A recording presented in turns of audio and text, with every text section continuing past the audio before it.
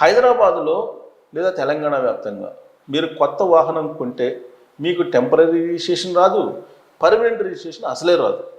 ఈ సమస్య గత 2 నెలల నుంచి వెంటాడుతుంది. దానికి కారణం ఏంటంటే ఆన్లైన్లో రిజిస్ట్రేషన్ అనేటువంటి దాన్ని పెట్టారు, షోరూంలో రిజిస్ట్రేషన్ అనేటువంటి పద్ధతిని పెట్టారు. దీంతో అటు ఆన్లైన్లో రిజిస్ట్రేషన్ కావట్లేదు, ఇటు షోరూంలో రిజిస్ట్రేషన్ చేయట్లేదు. దానికి కారణం ఏంటి? గతంలో మీకు టెంపరీ రిజిస్ట్రేషను షోరూంలో ఇచ్చేవాళ్ళు, పర్మనెంట్ రిజిస్ట్రేషన్ ఏమో ఆర్టీఏ ఆఫీసులో ఇచ్చేవాళ్ళు. ఆ సందర్భంగా లంచాలు తీసుకునేవాళ్ళు. అక్కడ బ్రోకర్లు ఉంటారు ఆర్టీఏ ఆఫీస్లో, వాళ్ళు అధికారులతో లైజనింగ్ చేసి మొత్తం మీద రిజిస్ట్రేషన్ చేసి పంపించేవాళ్ళు. ఈ అవినీతిని తగ్గించడానికి తెలంగాణ ప్రభుత్వం ఆన్లైన్ రిజిస్ట్రేషన్ని పెట్టింది. అలాగే షోరూంలోనే temporary registration plus permanent registration ఇచ్చేలాగా, ఇంక్లూడింగ్ నేమ్ ప్లేట్ ఇచ్చేలాగా, ఆ నెంబర్ ప్లేట్ ఇచ్చేలాగా ప్లాన్ చేసింది.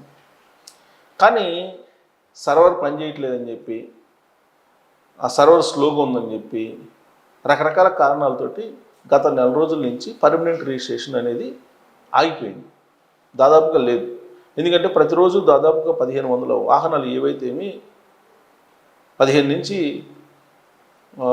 1500 నుంచి 2000 వాహనాల వరకు పర్మనెంట్ రిజిస్ట్రేషన్కి వచ్చేవి.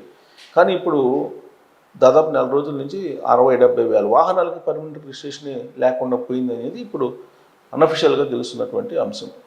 ఎందుకనంటే ఇక్కడ షోరూముల్లో, ప్రత్యేకించి షోరూముల్లో వాళ్ళు ఆర్టీఏ ఆఫీస్ తోటి లైజనింగ్ చేసుకుంటూ ఉంటారు. ఈ లైజనింగ్ చేసుకోవడానికి హ్యాండ్లింగ్ ఛార్జీ పేరుతోటి అదనంగా వసూలు చేస్తున్నారు. ఈ హ్యాండ్లింగ్ ఛార్జీ వసూళ్ళు అనేది న్యూస్లో వచ్చింది. దీంతో షోరూమ్ వాళ్ళు హ్యాండ్లింగ్ ఛార్జెస్ వసూలు చేయడానికి భయపడుతున్నారు. ఇప్పుడు ఆ హ్యాండ్లింగ్ ఛార్జెస్ లేవు, అలాగే ఆర్టీఏ ఆఫీస్కి పైసా ఇవ్వడానికి లేదు.